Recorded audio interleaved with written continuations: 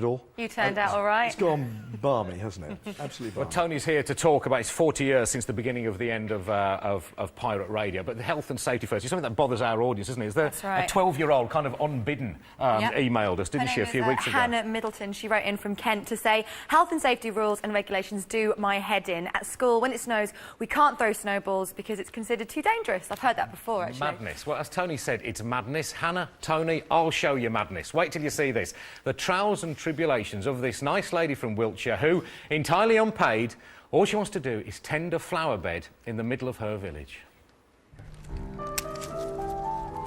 I'm really an obsessive gardener, it has to be said.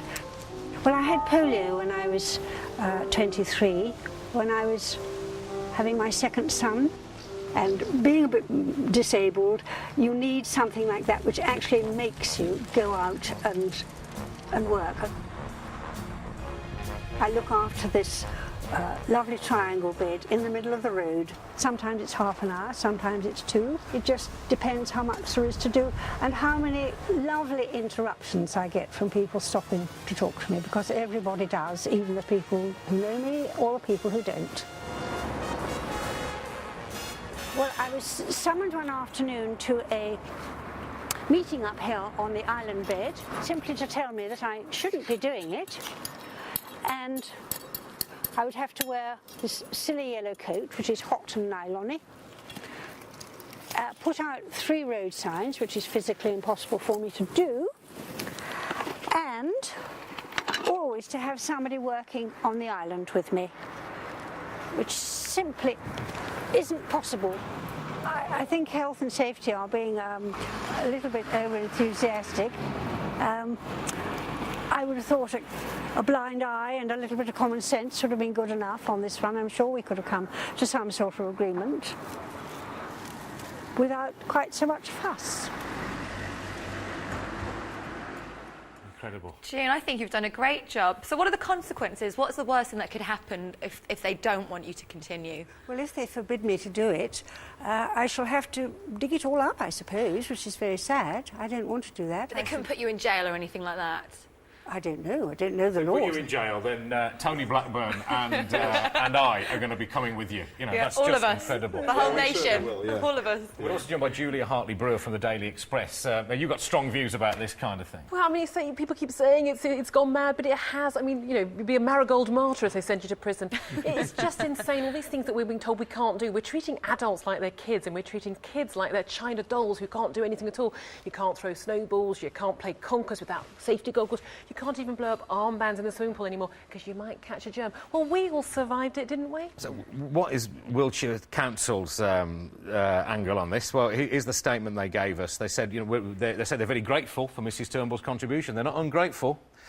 They say, however, to ensure this type of work is done safely, they need to seek permission so we can check there are no safety issues. Our primary concern is for the safety of any volunteers and other road users. So, I mean, they would say they're only looking after your own safety. Indeed. Would you accept that? Which is my responsibility, isn't it? And it really doesn't seem to me to be all that dangerous. The parish council for 6 years have been perfectly happy with me doing it. It was never mentioned when we started. Have they changed the rules that suddenly it's not permissible for me to do it? And if so, why didn't they tell us? What do they think is going to happen, though? You're going to get knocked down by a bus or something? Yes, I mean, or the army comes through, or tractors, but they slow down at the junction. I've never felt in any way. They're not sending the army in, June, surely. That would be extreme. She's a grown adult. You're free to make the choice about the Exactly. risk you're willing to take. That's the point of being an adult. What started all this? Is this like American culture where you get ambulance chasers and no win, no fee kind of claims? Yeah. Is that what's done it? I think people who walk out of coffee shops with hot coffees and pour them on themselves and then sue because the coffee's hot. Well, I'd sue if the coffee wasn't hot. I think that's the problem. You know, no win, no fee. Exactly. People have been suing. And also the problem is a lot of councils, local authorities and big companies, they don't actually wait to see it go to court because it's cheaper for them to settle it. So they pay $5 grand, $10 grand.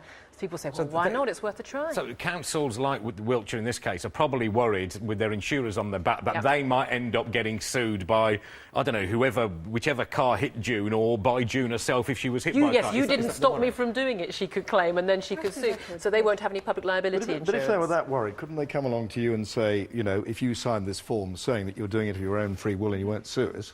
I offered to do that, but for some reason, no, that wasn't good enough. Yeah, So I don't know what the outcome will be. Keep our fingers crossed, because I know the parish council are having a meeting very shortly for They you. are indeed, lobbyists. and they will decide what I'm And to Tony do. Blackman and I are going to strip naked on that little absolutely. flower bed or something. Just going back to Radio Caroline, health and safety plainly wasn't what it might be on there, because the flipping thing ran aground, didn't it? Yeah, well, it did run aground, yes, off the coast of Frinton, actually, and we were taken off by Breach's Boy, and there it is. I was on the ship at the time. By that stage, I'd got off it, incidentally. Yeah. But, yes, there was no health and safety there, of course. But there's hardly Roy Plumley waiting for you going, now, Tony, you're Desert Island Discs. It's flipping Frinton. You know, it's not a romantic place to run around. Well, not really. It's Go the first time anything's actually happened at Frinton. And even when we ran aground, nobody came out to say hello. I think they might be peeping from behind the curtains, I'm not sure. Okay. Jude, thanks very much Thank you. indeed Thank you. for joining us. If you've got any stories of the health and safety issues like this, or indeed you might be a health and safety officer and tell us what pressures you're under to inflict these rules on people, we'll be interested to hear from you. bbc.co.uk/The One Show. Coming up shortly on The One Show, Dom snapping up bargains.